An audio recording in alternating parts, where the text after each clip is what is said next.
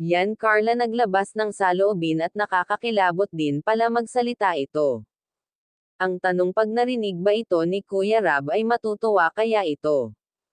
At ano kaya ang magiging reaction nitong si Kuya Rab kung sakali? Yan po ang video na pag-uusapan natin ngayon mga kaibigan. Carla, grabe din pala magsalita. Bihira lang ito maglabas ng saloobin pero tagos sa puso.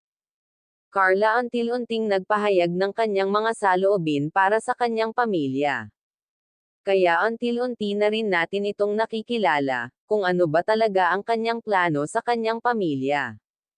Kung baga malaki ang pangarap niya para dito, at isa na doon ay ang makapunta sa Baguio lahat ng pamilya niya.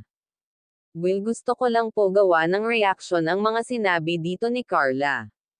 Na talaga namang mamamangha kayo sa mga nilabas niyang salooban.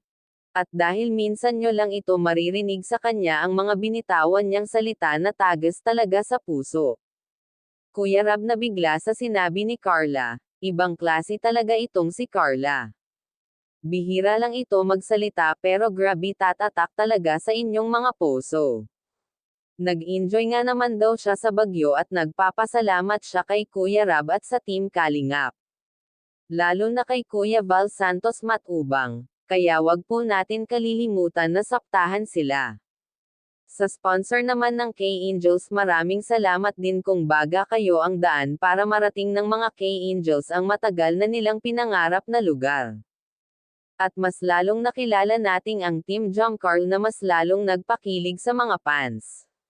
Sa di inaasahan dinagsa sila ng mga supporters sa lugar ng Baguio, at mga fans ng K-Angels.